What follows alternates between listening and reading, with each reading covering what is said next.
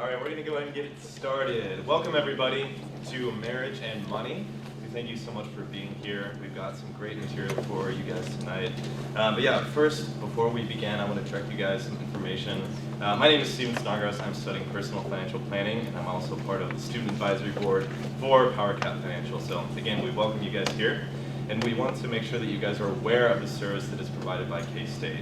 If you haven't heard of it, I hope you have, but in case you haven't, we have what's called Powercat Financial. It's on the third floor of the Student Union, room 302.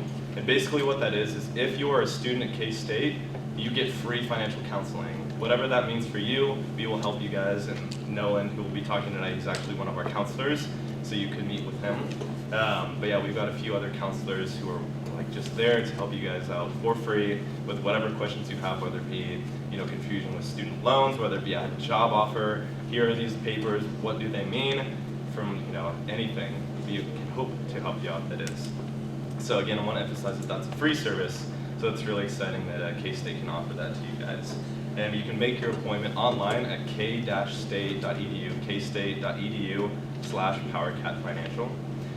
So also, this is a K-State 360 event, so if you want to be a part of that, you can sign in somewhere or on your phone. I'm not sure how that works, I'm 100% sure, but anyway, get that checked out. Also, we are going to have this event recorded, as the cameras there are kind of hinting at, and we will have that uploaded to our website relatively soon, and the website is, I believe it's at kstate.edu/Powercat Financial as well. So if you guys are taking notes or you just want to go through and review the information that was provided here, then yeah, that'll be uploaded on the website soon enough. Finally, so we have the next event that Powercat Financial is putting on. It's called Spring Break, Not Spring Broke, and that'll be happening March 1st at the Student Union from 12 to 1:30. And basically what this is going to be is, as spring break is coming up, everybody's excited, everybody wants to, spend money, of course, that's why you save up, right? But, we want to try to reduce that so you can have more to spend. So basically, come by the Student Union at that date and time, and we'll try to give you guys some tips when it comes to saving money during your spring break. So, without further ado, we have Dr. Luter and one of our students at PFP, Nolan Khan, and they are going to be sharing with you some wonderful information. So, go ahead and give them a hand. Thanks, Stephen.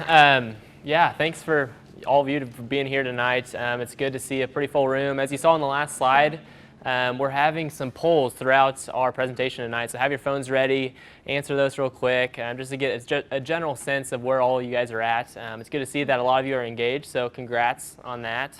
It's an exciting time. I've been married almost 2 years now. My wife is here. So yeah, it's a fun time, so enjoy that period of your life. So yeah. One disclosure, you have to be fast because the poll is limited to 50 people. So we'll see who's the first 50 people. Yeah. Yeah, like Stephen said, my name is Nolan Kime. I'm a senior in personal financial planning and a third-year peer counselor at Powercat. So like you said, we meet with students. Budgeting, student loans are very common topics, but if you guys have questions about, as we'll talk tonight, just like setting up a budget together and what that looks like, I mean, we're a great service for that, and we can just walk you through that process. So yeah, I'll let Dr. Luter introduce herself. Okay. My name is Sonia Luter. I teach in the personal financial planning program. I've been at K-State for 9 years, I think that's right, as a professor, and I've only been married for 6 months or so. No, almost a year. I am wrong on that. I was married prior to that for 13 years, so I have 2 different experiences to share with you. Yeah, cool. And she is definitely understated herself there. I mean, she is extremely well known across the country, if not even the world, I'd say, in this topic of marriage and money. So definitely take advantage of that. Ask her questions. She'll be happy to answer anything that you guys have. So yeah, so I'm glad you mentioned that, though. So if you have any questions at any time during the presentation, definitely ask them. It'll make it a lot more exciting. Yeah, and we'll have some time at the end, too, to answer some as well. But yeah, so just a little bit of a look of why we're here, why we're talking about this topic. Money and finances are the #1 source of stress and fights within relationships. But only greater than 70% report stress over money and report fighting about money. Only 50% of couples talk about money before marriage. So we're going to take a poll here in a sec and just to see where you guys are at. Have you talked about money before? But 12% never talk about it, throughout their dating time as well as marriage. So this is an important stat here, I'd say, too, just to show you the gap between the communication that's needed and what the danger is of not communicating your finances properly with your spouse or partner. So it is key, and we're hoping that through our presentation tonight, you guys can just take away maybe one thing that you can apply to your life, your relationship, going from here. So yeah, it is easier said than done for sure. So yeah, if you guys don't mind, would you answer that question real quick? Have you talked with your significant other about money before? So if you weren't here when the first poll was open, you can either answer it online or you can text that code to the number 22333. Maybe just a second. I feel like this is going to be a biased sample because you showed up for this event. Yeah, But that's true. but like you said, only 50% actually talk about money Yeah. ever. Okay, so nobody's not at all, which is good because you agreed to come to this seminar, so at least you had a tiny conversation about that. Not everybody was in a full-time or serious relationship either, so of course that's influencing the poll results a bit as well. I guess I'll let you If talk you've only about talked this, a little yeah. bit about money, that's okay. I mean, that's why you're here. So that's a good first step. Setting the stage for bridging that gap to get that proper communication. It's important to schedule a time to have those discussions, whether that's maybe once a week or once a month at the dinner table, just putting everything on the table and just looking at your finances, whether that's adjusting your budget together or looking at goals that you have set or setting goals together. And this is an important time in order to just understand what's going on in your life, maybe where you're struggling with keeping up with your budget, what needs to be adjusted. So it's a good time for that. It's a time where you can be just honest, no judging, admitting mistakes, just listening to others and looking at the numbers. So whether that's your budget or going back to past bank statements, I mean, there's things you can do just to look at, what is your situation looking like currently and where do you want to be, and how do we need to get there? Mm-hmm. So before I became a professor, I was a marriage and family therapist, and it was absolutely mind-blowing to me how therapists will avoid anything talking about money, that this is not something they want to do. But as you are probably aware, money is the number one thing that couples argue about. We just saw it on the first slide, or alluded to it. And what's even more fascinating and why I love this sample is that the amount that you argue about money at the very beginning of your relationship is the number one predictor of later relationship satisfaction. So however much you're arguing right now, I can come to you in 5 years and predict your relationship satisfaction based off of that one factor right now. There's other things that are going to play into it, but that's going to be the most important thing. So the fact that you're here in this room is a good sign that you're probably not having conflict, or you wouldn't have agreed to come here together, or one of you come and share the information with the other one. But definitely it's very important to have these conversations. The reasons that people are arguing about money, if you have had conflict, that's perfectly normal. You should have conflict because it means you're communicating. The reason that you are probably having disagreements is a difference in values. So I value something that you don't value. It could be indecisiveness, so neither of you wants to make a decision. Naivety, nobody knows what to do with the money, so we'll just do nothing. It could be something like, this is fairly common, I don't know how common this will be for some of you, but family businesses, when maybe one of you inherits part of a family business, what do you do with that? Because you're gonna have a really personal attachment to that and maybe unrealistic expectations about it, whereas your partner has a outside perspective of that, and they may not agree that you should continue on in that business or have different ways of thinking about doing it. Economic pressure.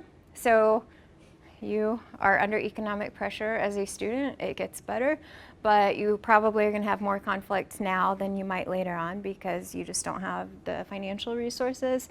And also income differences. I love that this is almost 50-50 split with males and females, but this is really alarming to me, that when the wife makes more than the husband, conflict in the house increases, even in 2017. So there's still this kind of expectation of the man being the breadwinner, and when he's not the breadwinner, conflict increases. And so it doesn't mean it has to, it's just a conversation to have, and what are the implications of that? So how do you reduce some of these conflict is having better communication. These things are not surprising to you. Active listening, you've heard this time and time again, I'm sure. But what this really means, and I think it's really challenging for you, when I went to college, I didn't have a cell phone, which is probably strange to you.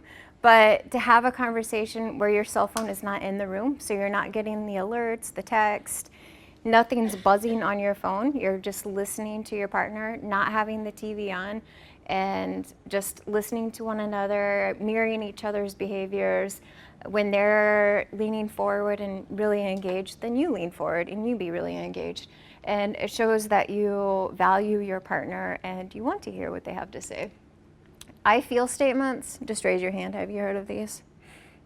Not as many people as I would have thought. So instead of saying, you never pay me for the bills, I always have to do that, start with why you're upset about this. So maybe I feel stressed when I have to juggle all of the bills on top of everything else I have to do. So you're starting with the feeling attached to it, and it makes it a lot less defensive, because as soon as you start a sentence with you, the person goes into defense mode, and frankly, they're not listening to anything you say because they're just coming up with what they're going to say back to you in response, their excuse, their reason why this is not an issue. So start with I instead. Yes, and I only recently learned about how to phrase this one with the yes and instead of the but statements, but I do the but statements all the time. So something along the lines of, well, I would help you pay the bills, but you always complain that I don't do it the right way. So as soon as you hear that word but, anything that I said before that doesn't count. So I said, I would be willing to help you pay the bills, but so I'm not actually willing to help you pay the bills because there's this big disclosure of I'm not going to do it because of this other thing. So try something else. Other things you could do is, I'm willing to help you pay the bills and I need you to show me the method that you want me to use for this. Or I wonder what it would be like if we switched to a different system that I understand better, and anything you can do to avoid the but. And then practicing gratitude and generosity. For college students, this doesn't mean money. For adults or working adults, it also doesn't necessarily mean money, but being generous means lots of things. Being generous with your time and actively listening to your partner, giving them that 20 minutes to express what happened in their day. It could mean donating some of your time together to help at the food bank or help out at a church activity or anything like that. It's just this idea of giving your time and talents to somebody else. And there's so many benefits of generosity. I don't know if you know this. The most applicable to you is people who are generous have higher marital satisfaction, relationship satisfaction. They also live longer. That's pretty amazing. And this one is really quite remarkable, that people who are generous, the impacts of generosity on your physical health for blood pressure is the same as medicine and exercise. So all of you science majors in here, practicing generosity has the same effect as medicine and exercise on reducing blood pressure. Also reduces dementia and reduces stress, anxiety, not surprising, and it makes the endorphins, the feel-good endorphins, it releases those into your body. So you don't have to give your partner flowers or candy or cards or anything like that, but expressing to them what you appreciate about them. I really appreciate that you took the time to walk the dog this morning is a form of generosity and gratitude, and you get all sorts of good side effects from it. And then also, Nolan mentioned this in the previous slide with just scheduling a time. It's not fair to say to my partner, I really think we need to be spending $20 less each month on groceries on Friday evening when I get home, because I don't know what kind of day he's had. I don't know if something big happened at work. I don't know what sort of homework expectations he has. And so saying, you know, I really have some ideas about how we might want to restructure our budget. Can we talk about this tomorrow afternoon? Or is there a good time that we can both come together and have this conversation? So it allows each person to prepare their side of the argument or conversation so that the other person isn't caught off guard with that. With family influence, this is going to play a big role in how you guys communicate as a partner or in a future relationship. It also impacts a lot of the arguments about money.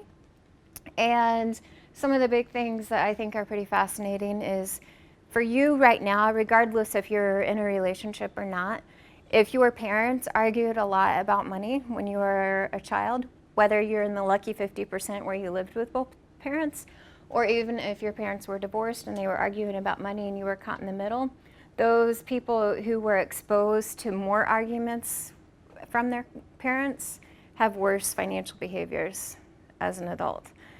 So less arguing, better financial behaviors. So that impacts you right now, but then also think about how this impacts you, your future kids, if you want to have kids, and just the cyclical effect this can have on the family.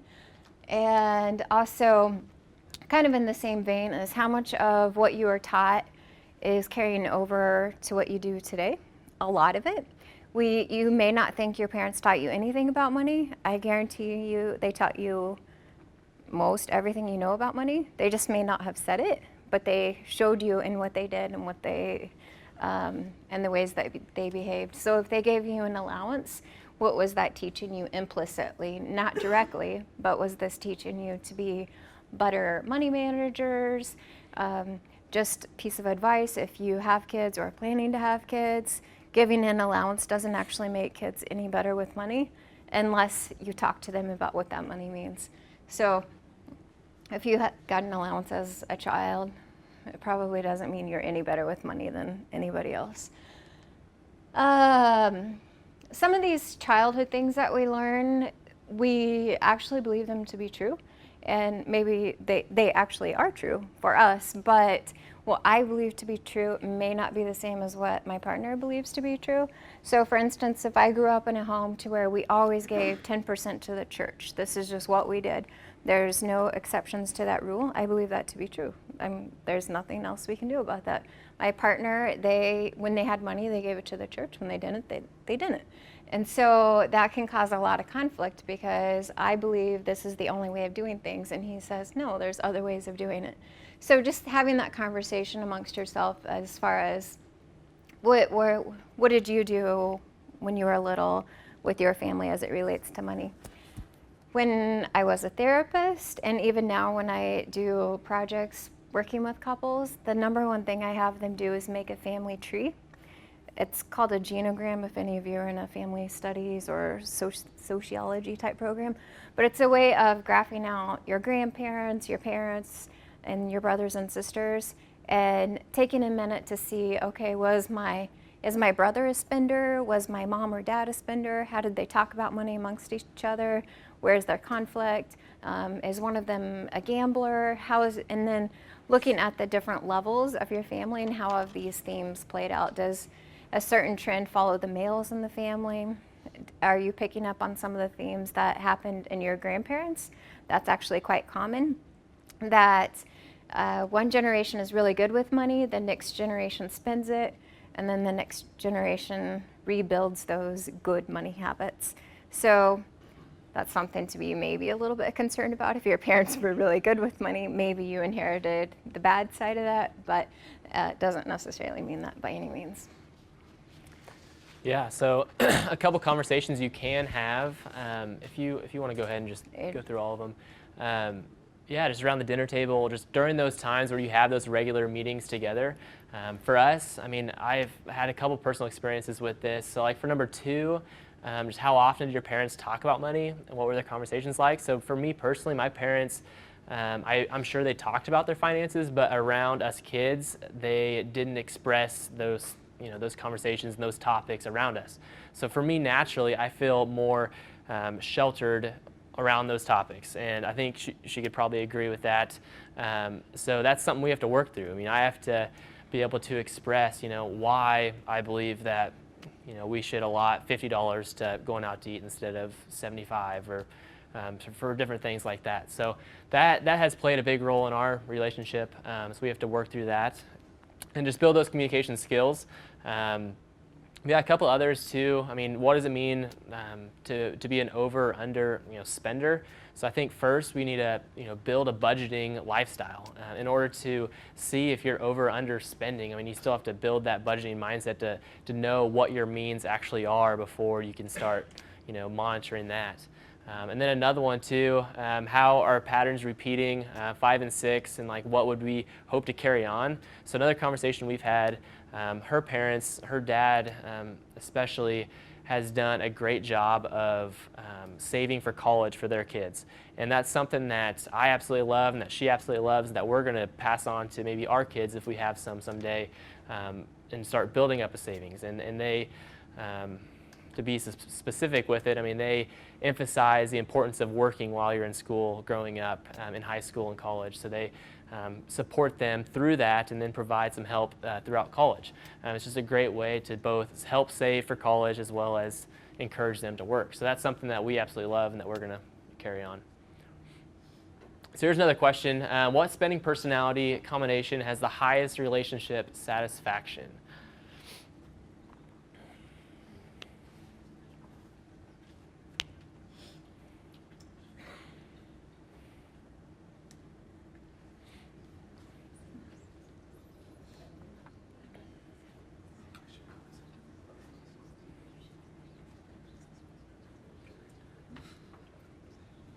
Oh, you missed your opportunity. The poll is full. Are you going to tell them? Yeah, the poll did win. I mean, the Saver does have the proven facts around it that state that the relationship satisfaction is improved.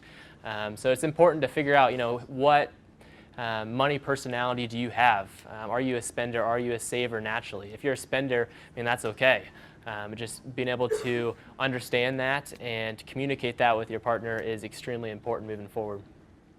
Opposites do attract. Spender personalities do have the highest conflict. Would you like to touch more on that if you've seen that maybe in some of your studies and research? Yeah, I think this is probably not surprising. It was at least the least frequently chosen out of you guys as far as the opposite of the highest satisfaction. But I think this idea of the opposites attracting is very prevalent, and it's especially so at the beginning of the relationship, because maybe I'm a saver and my partner is a spender, and I find that really attractive at first, that he's willing to just go to the movie and buy dinner and buy dessert. Like, wow, this is really exciting. And then we start sharing money, and I'm like, how dare you spend $200 on a night out, right? Like how quickly that changed. And so I actually think it's a little bit surprising that it's not the saver spender that's the most conflictual, but you can see how naturally two spenders who maybe are consistently going over budget, you're always having credit card debt, you're always trying to figure out how to pay your necessities, can lead to conflict. So naturally, the highest satisfaction leads to the saver, but that doesn't necessarily mean that's a good thing either, to always be saving, because you have to spend a little bit of money for happiness too. Yeah, I'll touch on that a little bit too. I mean, in our relationship, just giving another example, I think we're both naturally savers, but that doesn't mean we don't experience conflict with our money decisions. For one example, for our honeymoon, she was wanting to go to Ireland. I was pretty hesitant on spending the money to go somewhere that far away, I guess, because, the plane ride was not cheap. I wanted to do something, so it just took time for her to kind of communicate with me, communicate together in order to say, okay, I mean, it's okay to spend a little bit of money to go enjoy something like this that we'll remember for a lifetime. So just because we're both savers doesn't mean we don't experience conflict, but it's just something that we kind of have to work through depending on the situation, depending on what we're dealing with. Yeah, so some conversations to have, where do you see yourself on this spectrum? Communicate that with your partner. Did opposites attract in your situation, or are you the same? And like I said, if you're both spenders, that's okay. Just be aware of that. Know that maybe living on a budget is the best thing for you. And then, yeah, take advantage of Powercat. Come in, talk with us. Let us help you set up a budget, and then start living on that, and that will reduce. I can almost guarantee that just living on a budget and just being aware of where you're spending your money can really reduce conflict, in my opinion. Mm-hmm.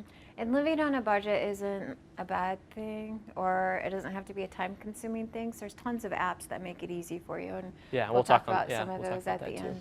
But whenever you hear budget, I feel like people just kind of, 'cause Yeah. that's not fun. But there's easy and It fun can be ways fun, of doing yeah. it. Yeah. So do you think it matters in terms of who's the spender and who's the saver? Which do you think is worse for the relationship, to have a spendy wife or a spendy husband? I heard spendy wife. So you said spendy husband? Oh, fascinating. It's actually, both partners will agree that having a spendy conflict increases conflict more for the relationship. It doesn't mean that it's negative when the husband is also a spender, but it just contributes to conflict much less so than the wife being a spender. And I think this is why. So wife's perception of financial conflict goes down when there is more communication. This kind of seems like a gender expectation that we expect that women want to talk. It's totally biased and not necessarily right, but here's evidence that financial conflict will decrease if you have more conversation. Men, on the other hand, conflict increases when they have more kids. Not surprising, right? So I think the idea of the conflict increasing when the wife is a spender is not surprising, for the pure fact that when women tend to have extra money, however that's defined, whether they got a bonus at work or they got money for a holiday or a birthday or something like this, however they come upon extra money, she spends it on her children first.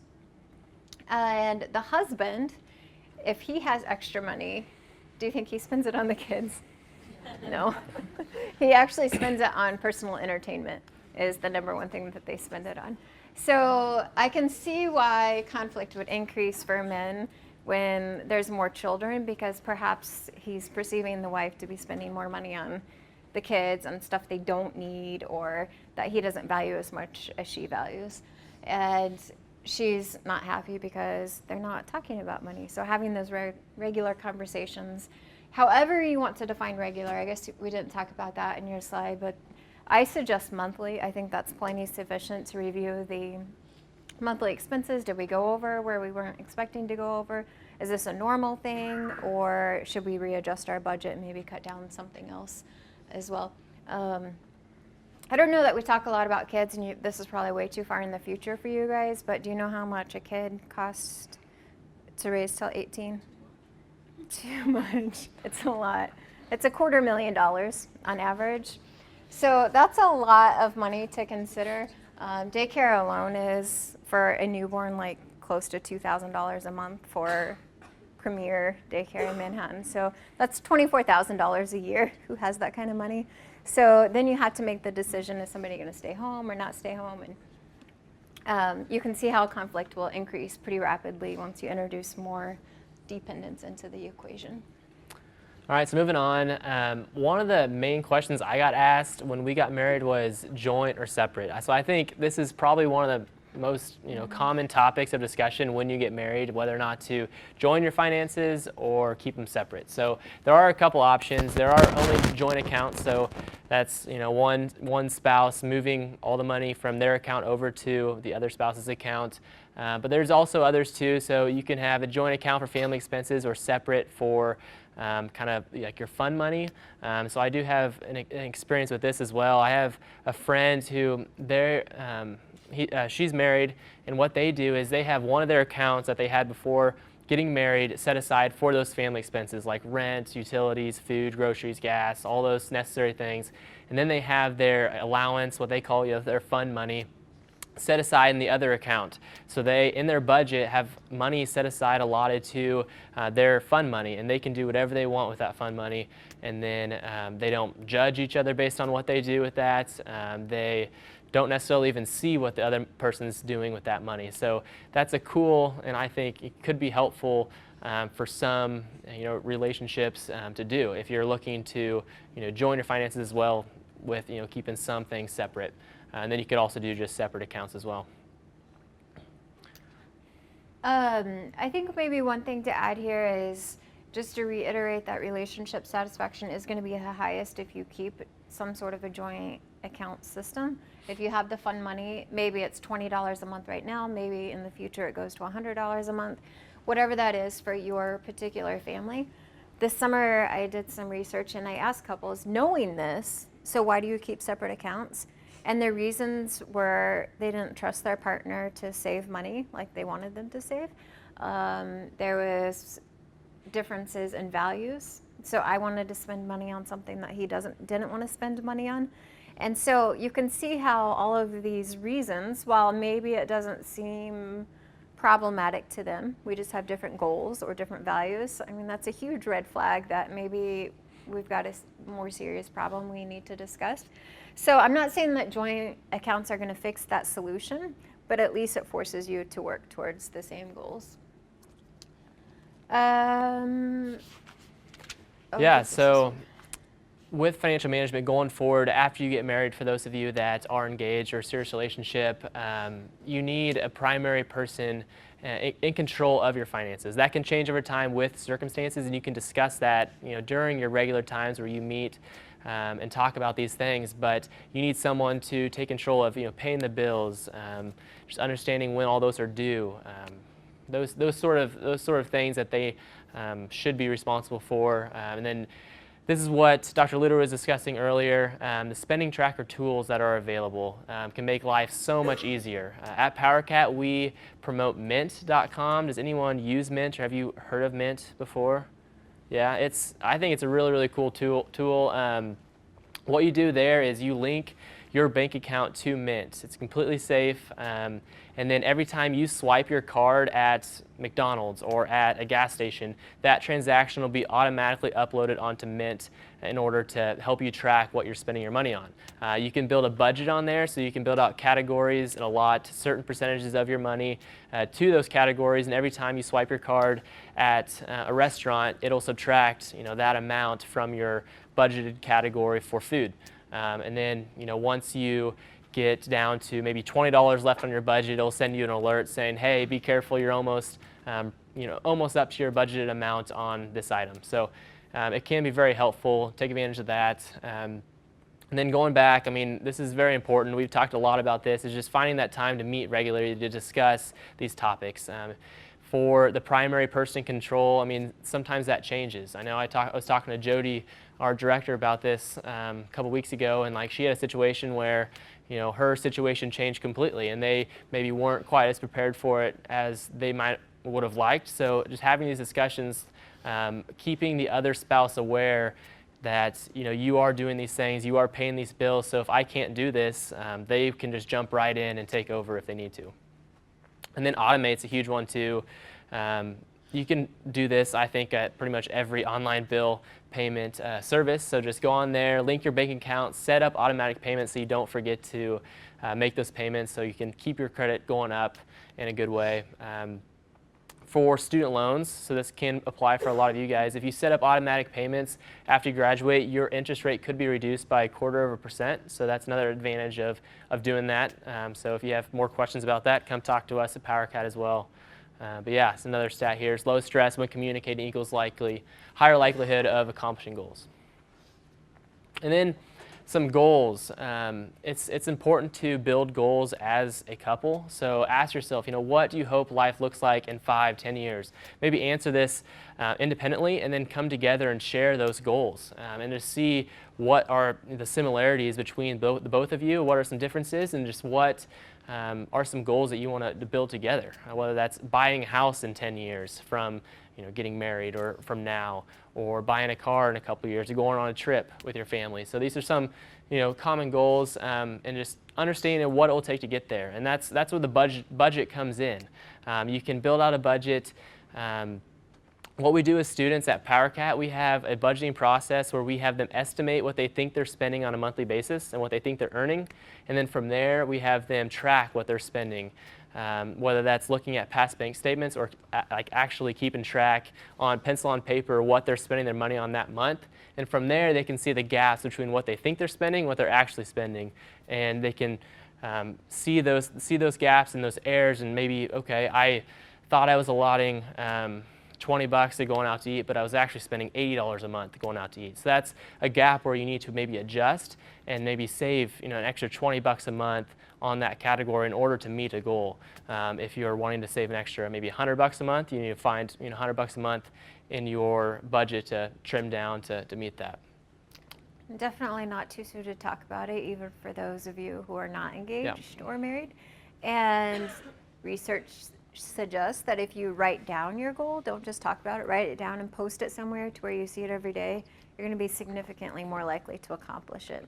I think the bathroom mirror is a good place to put it. Maybe there's a different place that's more appropriate for you, but wherever you want to at least write it down and look at it and remind yourself what you are agreeing to work towards. Yeah, and we have some goals, or we have some tools at Powercat to help you with this. We have the spending plan worksheet is this one in the back here. It's pretty intimidating when you first look at it, but if you walk through it with a counselor like myself, we can just go through the process. There's a few expenses here, but the list goes on, and it really touches on every expense that you could encounter throughout the month. So it's a good tool just to understand what your budget's at and start building one for the first time maybe, and then from there you can take that budget and add it to Mint or another type of software if you don't like something as manual as an Excel spreadsheet. And then we have a financial goals worksheet, which is included in your packet. That helps just, those questions of what do you want life to look like in 5, 15 years. This worksheet can help you with that, whether that's your savings or housing. Just go through there. Think of them as, make sure they're SMART goals, make them specific, measurable, attainable, relevant, and timely. I'm sure you guys have heard those in some of your classes here at K-State, but go through them together, talk about them. You've all heard that money doesn't buy happiness. I'm not arguing with that, but I'm also not 100% on board with that, because money does buy happiness up to a certain point. People who make $75,000 is the most recent statistic are the happiest. So for those of you, maybe your happiness is not quite at its peak yet. It will be soon. But once you get above 75,000, your happiness doesn't really increase anymore. And so it's something to think about, like, is it really worth us spending more time apart from one another to make an extra $5,000 or $10,000, or it's what we have right now enough? So nobody else can define that for you. The $75,000 is kind of a random number, and it's going to vary a lot for each person. But what's enough for you? If you don't do anything else in this in your folder, do this one, the My Enough worksheet. It's the last one in there. The key thing is you have to do it alone and then compare it with your partner. For those of you who aren't yet in a relationship, or maybe just casually dating was one of the options, still do this and think about what's enough for you and what it's going to take to get there. So it goes through all sorts of different categories as far as housing and transportation and clothes and travel, and it forces you to think about, okay, when are we going to be happy enough? And we kind of have this expectation as Americans, we always need to have a little bit more and more and more, but really thinking about, okay, when is enough to stop, and when can we focus on other priorities and not have to worry about that extra $5,000 or $10,000. So another thing Powercat can help you with is credit. Oops, sorry. You're good. So yeah, just going back to the benefits of having joint accounts is transparency. And another thing that's important is pulling your credit report just to see, what debt's out there maybe. What does your credit look like for some of your goals that you're setting, whether that's buying a house, those banks. They will look at your credit to see if you are worthy to get a loan for a house or for a car. So it's important to see what both maybe your credit is if you've never done it before, as well as your partner's. So Powercat can help you with that. As stated there, pre-existing debt does not automatically appear on your spouse's credit reports, but once you start building other credit, such as like mortgage or auto loans, that sort of thing, then they could be joined together. So check with your bank first just to see what goes into their process of determining maybe their rates that they're offering, as well as just the approval of a mortgage or a loan. So look there first. You can go to Credit Karma. That's another good tool just to see what your score is currently and where it needs to be. But if you want to pull a credit report, I'd suggest come and talk with us. It can be just a simple process, but if you just do it on your own, it might seem a little intimidating. But annual credit report is where you go to do that. You get 3 free ones a year from each of the credit bureaus, 1 from each of the credit bureaus. So we recommend maybe checking them on a quarterly basis.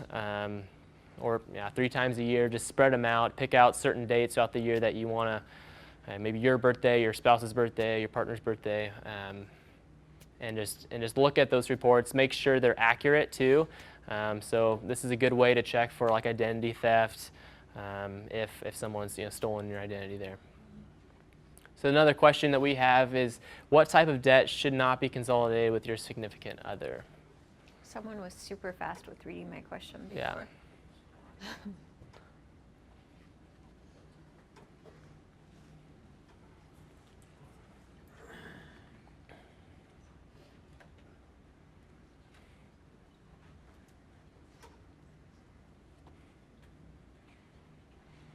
And it looks like some of you still haven't done it yet, but that's okay. It looks like the majority of you are correct. Student loans is the type of debt that you should not consolidate with your spouse, with your partner. One main reason would be if your spouse may pass away, God forbidding, your student loans would, if you keep them separate, your student loans would pass away with that spouse or with that partner. So that's one benefit of not combining. If you combined and that happened, then both of them would continue under that person's name. You may lose some benefits as well with some of your federal loans by doing that as well. So that's another important aspect to remember. Some pre-existing debt that you might see, credit card debt, student loans, auto loans, keep them in original owner's name, like we said. But again, just going back to just discussing this, finding that time to sit down with each other and just talk about these things. It's important just to create that transparency, to know, what debt do you have? Are you in student loan debt? Do you have credit card debt? Those conversations might be hard at first, but just finding ways to go about them to build that debt repayment plan to move on with your life is extremely important. And then some new debt that we've talked about already is just that mortgage and credit cards. Going back to goals, just build up maybe a savings account for some other goals. If you want to buy a house, the down payment can be pricey, so building up some savings there to reduce the amount of loan that you have to take out can be helpful. So with all this talk about debt, maybe you're wondering about if you should actually tell your partner about it. This is quite common. This is an extremely conservative estimate that 1/3 of couples lie to the partner about money, whether how much money they have, how much money they owe. I've seen estimates closer to 80%. So it depends which number you want to believe and who you want to believe is actually telling you the truth on polls like this. Am I actually going to admit that I'm lying to my partner about my financial affairs? Maybe, maybe not. Checking the credit report, that's why I think I love this group of people too, because this is the perfect time to do that as well when you're very early in your relationship or maybe engaged, to take a look at each other's credit report, because maybe you honestly think you have no debt, but maybe there's something lingering that you didn't know that was there. Maybe it's a identity theft concern. But having that conversation as far as what debt we have is super important. But not only that, but also looking at being honest about how much money you make. There's a lot of people who may say that they make less than they really do for certain personal reasons. Maybe they don't want to spend it all on you. Some people will say that they make more than they actually do. Maybe that's to lure you in. We don't know why people do this, but there's a lot of lying that goes on with money. It's just as damaging as other types of infidelity, which I think is pretty remarkable. Of course, you're going to have lower satisfaction, greater risk of divorce. Of these, third of people who admitted in this poll to lying, this is what they were doing. Most of them hiding some sort of a purchase. So maybe I bought a pair of shoes and I didn't tell my partner, and then I pulled them out of the closet and be like, oh no, I've had these forever, type of thing. Or maybe I hid cash. I got extra money, or I cashed a check, or I deposited part of my paycheck but took cash out for part of it, and I didn't tell them, and then I just spent it on stuff that I want to spend it on. Which is, I'm not saying don't spend money on what you want to spend it on, but do what Nolan said and agree on what that amount is going to be. So I can take out $50. Doesn't mean I have to say every purchase that I made, but let's agree on what that amount is and abide by that. Hiding a bank account or a bill is fairly common. And then just various things that people lie about on the bottom. So I think this particular poll was very conservative, like I said, and I think it's something you should definitely be aware of, not concerned about. You should trust your partner, but give the opportunity to have these conversations. I think a lot of the infidelity is not on purpose. I think it's just something that happens accidentally, like you didn't think to mention it to them. So being honest and having those conversations for sure. I kind of mentioned some gender issues earlier with regards to when women make more, there's more conflict in the house. I think part of this reason is because women are still expected, it's not verbally stated, but the unwritten expectation is that women are primarily responsible for household work, even in 2017. 2/3 of young women your age feel like they do more household work than their partner, but 2/3 of the males think they're doing half of it. So we definitely have some miscommunication there. This is going to lead to unhappy relationships, obviously. And the reason I bring this up is because this is very much tied to work. We see time and time again that when women start working more in the workforce, their participation in the household work does not decrease. When men start working more in the workforce, their household work does decrease.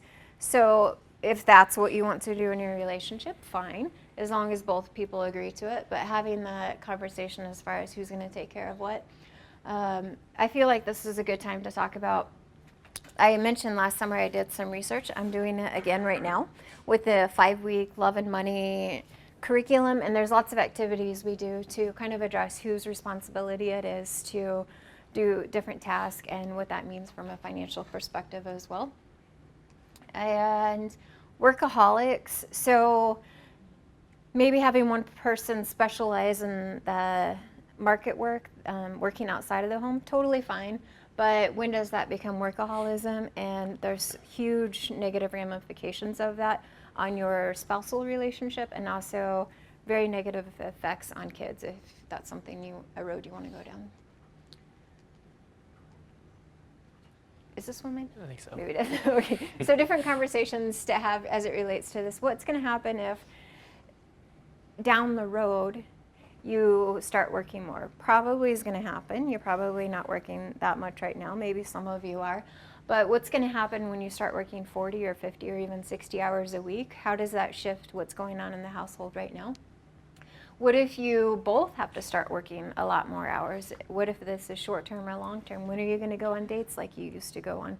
When are you going to have the conversations that you used to have? When are you going to just be together as a couple, type of thing? Another thing to think about too post-marriage is updating accounts. So look into discounts for married couples for current insurance policies, whether that's car insurance. Maybe they will offer you better rates for being married, so that's something to look into. Are there duplications in your employment benefits? So if you're getting married maybe a couple years down the road from college, you might have employee benefits from either job. It's important to compare those, look at them side by side and see maybe what's the most beneficial for you as a couple, whether that's health insurance with one partner's company or the other. I mean, those are good topics to conversations to have with each other too, going forward. And then change beneficiaries, life insurance policies, retirement accounts. Another thing to think about, whether that's if your beneficiaries are your parents now, maybe you need to change those to your spouse once you get married or before. And then same thing with the employee benefits. Talk to your HR department wherever you begin working. They will be a good point of reference there. Then determine if combining cell phone plans and other memberships, etc., would be beneficial for you to do together or keep them separate. Another thing that's just all about, what do you want personally?